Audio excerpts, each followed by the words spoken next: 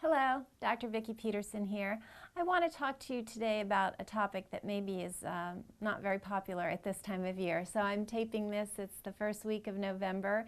Halloween has just passed, Thanksgiving's on the horizon, and then we have the winter holidays, New Year's, so lots of opportunity to gain weight. I know, having practiced for 25 years, a lot of patients begin with eating their children's Halloween candy and just kind of continue for the next several months until finally it's mid-January and they step on the scale and say, uh-oh, this was not a good idea, what I've been doing these last several months. And I want to give you some information that's come out about obesity and overweight. And I know some people just kind of want to close their eyes, put their fingers in their ears, and just not think about it until January. But I think that's the tactic that has gotten America in so much trouble, at least part of our problem. So a third of us are overweight, a third of us are obese. It's not good. Our health status is getting worse and worse every year. So let's just look at some of the facts. There are some people who will tell you there's a lot of obesity in their family and they feel that they're sort of just destined to be overweight.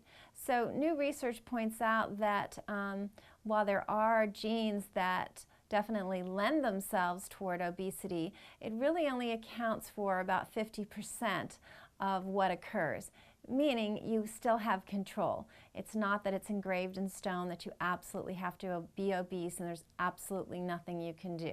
So that's first off, and that's good news. After that, basically what's come out, and I know for some of you it's going to be frustrating if you've already at the stage of being obese or overweight, but that the best way to not become obese or overweight is to never get there in the first place. So easier said, I know, but the point is that many people do use the holiday season as an excuse for, oh, I'll gain 10, 15 pounds, no big deal, then January comes and I'll lose it. And what we're discovering is that the more and more you yo-yo and go up and down with your weight, the harder it is to lose it ever. So sure, a pound or two, that's one thing, but if you're talking 10, 15 pounds, you're really setting yourself up for not only maybe not looking the way you want to look, but even more importantly, not feeling the way you want to feel and contracting degenerative diseases from this fat. So we now know that fat is not innocent Santa Claus, ho, ho, ho kind of fat, but fat is evil. It makes chemicals that cause inflammation, and inflammation results in disease, heart disease, cancer, diabetes, etc. Pretty much what we understand now is degenerative disease is caused by inflammation, and fat is one of the major causes because it makes these inflammatory chemicals. So excuse me while I look down on some of my notes. I've been doing a lot of research on this. There is a hormone called leptin, and that is the hormone that your body makes when you're healthy that tells you you're full and creates that not overeating phenomena. And it's definitely true that some people who have the genetic preponderance to be overweight don't get that message from leptin as well as they should. But I can tell you the other thing that happens is that if you're not eating foods that really suit your metabolism, in other words, if you have any food sensitivities like gluten intolerance, dairy intolerance, etc., because your cells aren't being nourished, you're not getting that satisfaction of the cells being full and properly nourished, so that leptin hormone isn't secreted well either. So what I'm trying to say here is even if you don't have genes that predispose you toward obesity, you can definitely still get obese just because you're not eating the right foods for your metabolism. And you'll know that because you crave all the time. You know, you eat, but it's just like, you got that niggling like I need some more. And then of course you always crave the wrong things, the things that are very refined, very sugary, things like that. So if you're in that phenomena, just realize you're really not nourishing your cells, and we really need to do an about-face about what you're eating. I'm going to look down again at my notes. Hold on. Hold on one second. Oh, yeah.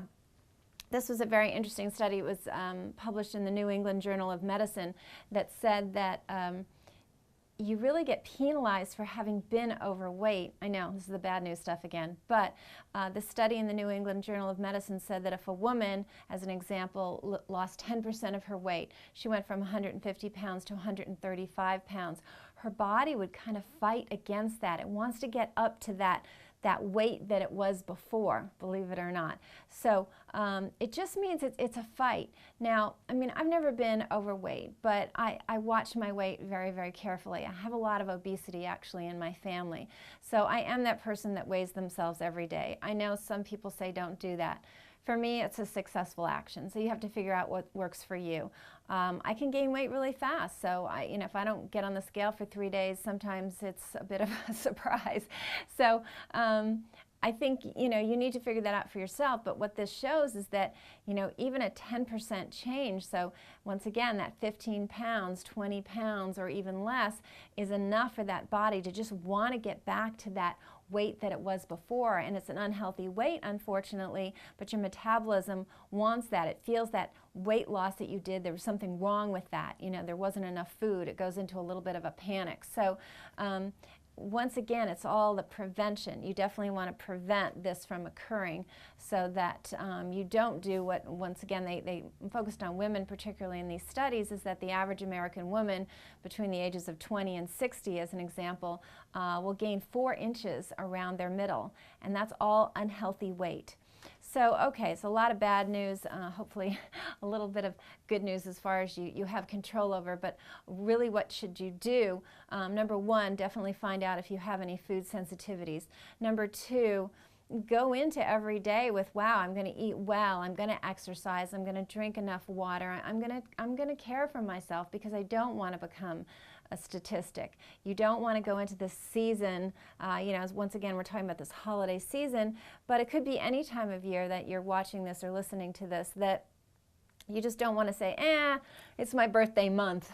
I'm gonna, I know people who celebrate their birthday for the entire month of that month, whatever month it is. And you just don't want to do that. That's just not a healthy thing. Sure, if it's your birthday and it's a day, and you want to kind of go to heck with yourself, then you're right back on it, the next day. Even a couple of pounds makes a big difference. So find out if you have any food sensitivities.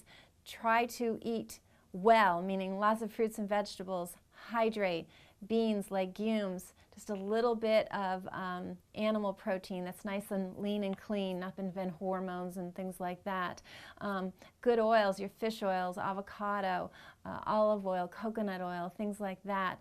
Once again, get that exercise. Too many of us don't do any of that. And then contact me if you have any further questions. But this is something that we really just have to focus on each and every day of our lives. I'm sorry about that, but that's the truth of the matter. And I just don't want you to wake up, January 6th and get on the scale and say, oh my, this was not a good couple of months that I had, because it's going to be very, very difficult to lose that. All right, so with that said, have a wonderful holiday season. Certainly you'll be hearing from me again before January, but do enjoy Thanksgiving this month, November, and until next time, I wish you very good health.